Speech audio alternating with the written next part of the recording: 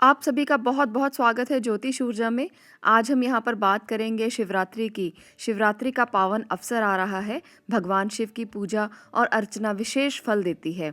अपने आप को शिव के प्रति पूर्णतः समर्पित कर देने से अखंड भक्ति और शिव का आशीर्वाद प्राप्त होता है।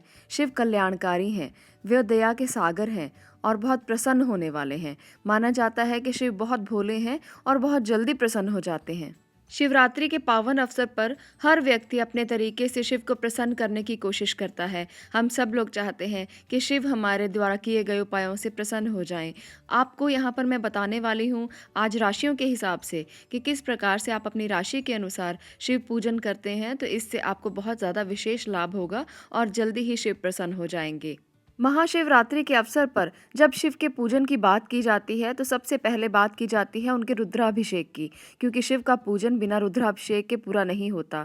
तो यहाँ पर राशि के अनुसार किस चीज़ के साथ, किस वस्तु के साथ आप उनका रुद्राभिषेक कर सकते हैं जिससे शिव बहुत जल्दी प्रसन्न हो। रुद्राभिषेक का अर्थ है स्नान कराना, यानी कि भगवान रुद्र का अभिषेक करना। भगवान शिव को रुद्र कहा जाता है, उनका रूप शिवलिंग में देखा जाता है। माना जाता है कि शिव को प्रसन्न करने का सबसे अच्छा तरीका है रुद्राभिषेक करना, और वो अगर किसी ब्राह्मण के हाथ से हो तो और भी अच्छा माना जाता है। वैसे भी जटा में गंगा को धारण करने वाले शिव को जल सबसे अधिक प्रिय है, इसलिए रुद्राभिषेक को बहुत अच्छा माना गया है। तो आज हम यहाँ पर जानेंगे कि राशियों के हिसाब से आप किस वस्तु के साथ उनका रुद्राभिषेक कर सकते हैं ताकि आप विशेष फलों को प्राप्त कर सकें।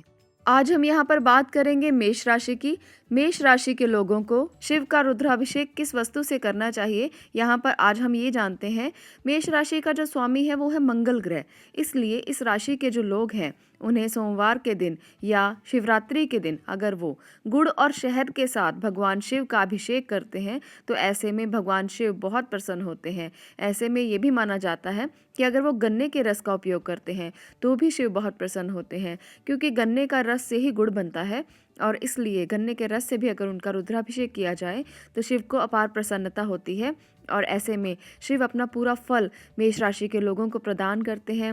अभिषेक के बाद अगर वो लाल चंदन से शिवलिंग पर तिलक करें और साथ में 11 बार, 21 बार या 108 बार बेलपत्र पर ओम नमः शिवाय लिखकर बेलपत्र भगवान शिव को अर्पित करें। ऐसा करने से शिव की अपार कृपा उन्हें प्राप्त होगी। बिलपत्र को बहुत ही संपन्नता का प्रतीक माना जाता है। ये बहुत ही पवित्र और समृद्धि देने वाला माना गया है। मान्यता है कि बेलपत्र में माँ लक्ष्मी का वास है। घर में बेलपत्र लगाने से माँ लक्ष्मी बहुत प्रसन्न होती हैं। स्कंद पुराण में बेलपत्र के वृक्ष की उत्पत्ति के संबंध में ये भी कहा गया है कि एक बार माँ पार्वती ने अपनी उंगलियों से अपने ललाट पर आया हुआ पसीना पोंछकर फेंक दिया। माँ के पसीने की कुछ बूंदें मदार पर्वत पर गिर गई और ऐसा माना जाता है कि उन्हीं से ही बेल वृक्ष का उत्पन्न हुआ। शास्त्रों के अनुसार इस वृक्ष की जड़ों में माँ गिरिजा, तने में माँ महेश्वरी, इसकी शाखाओं में माँ दक्षायणी, बेलपत्र की पत्तियों में माँ पार्वती, इसके फूलों में माँ गौरी और बेलपत्र के फलों में माँ कात्यायनी का वास है। इसलिए इनका विशेष महत्व माना जाता है। बेलपत्र इसीलिए भगवान शिव को बहुत प्रिय हैं। उनके ऊपर जब आप बेलपत्र से ओम नमः शिवाय लिख के चढ़ाते हैं तो ऐसे में आपकी हर मनोकामना पूर्ण होती है। शिवरात्रि का अवसर बहुत ही महान अवसर माना जाता है।